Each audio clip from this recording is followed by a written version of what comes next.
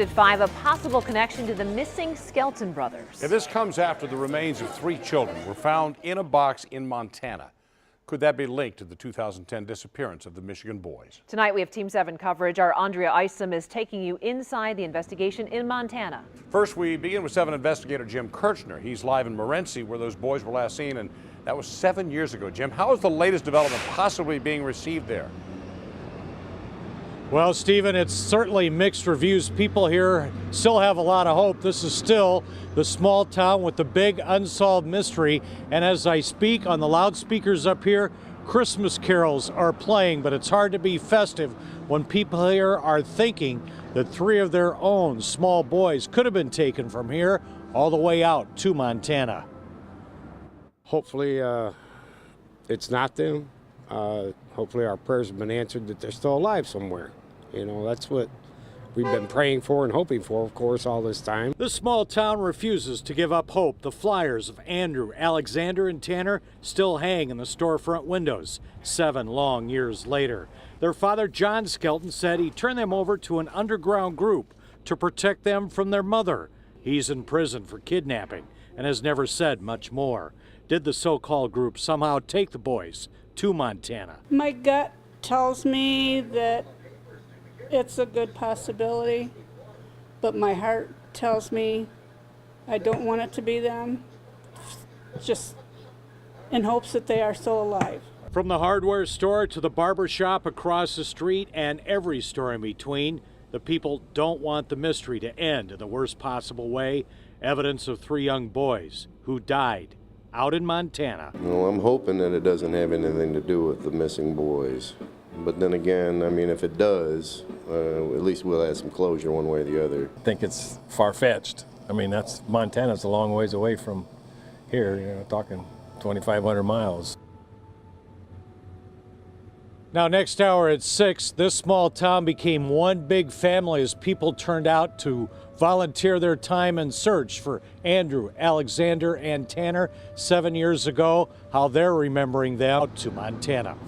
Live in Morenci, Jim Kirchner, 7 Action News. All right, Jim, thank you so much. Tonight we are taking you inside the investigation taking place hundreds of miles away in Montana. Investigators telling Action News they're in the process of interviewing people as they try to identify the remains. Our Andrea Isom is joining us now with the very latest on what you've learned digging into this whole thing. Well, guys, I just got off the phone with police in Montana. They are sharing their information with investigators here at home in Michigan, but it could take months before any of us gets any answers.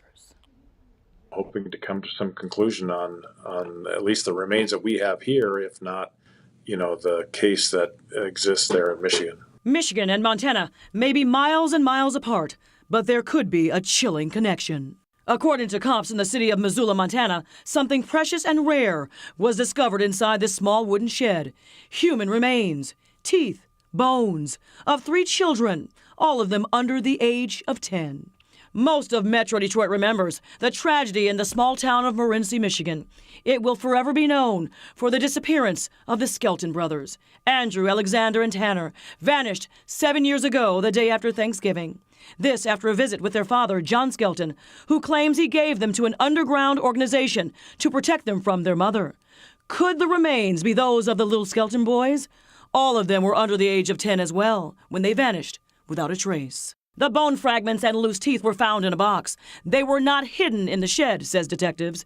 They were discovered after the previous tenants left the property. But what about those who came before? We are following up with past tenants. We are making contact with those folks and arranging interviews. NamUs, the National Missing and Unidentified Persons System, is working on this as well. In our case, we are hoping that if they do locate DNA in these remains, that they can extract it and potentially tell us who they are, who the people are, and whether or not they're related.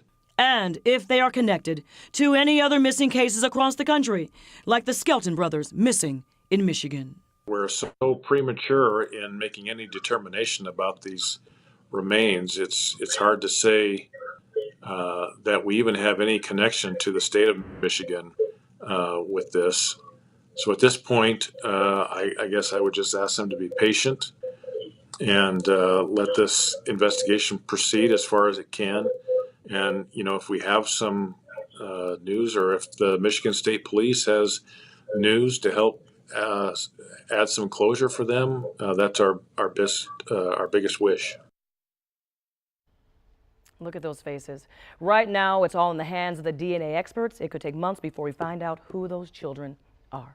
Reporting live, Andre Isom, 7 Action News. Andre, thank you so much for that. Right now on WXYZ.com, you can read the message from the mother of the Skelton boys. Also, you'll find a collection of stories we've done, and there are a lot of them, on their disappearance over the past several years. Now to your forecast. Another round of snow has been pushing through, making for a slippery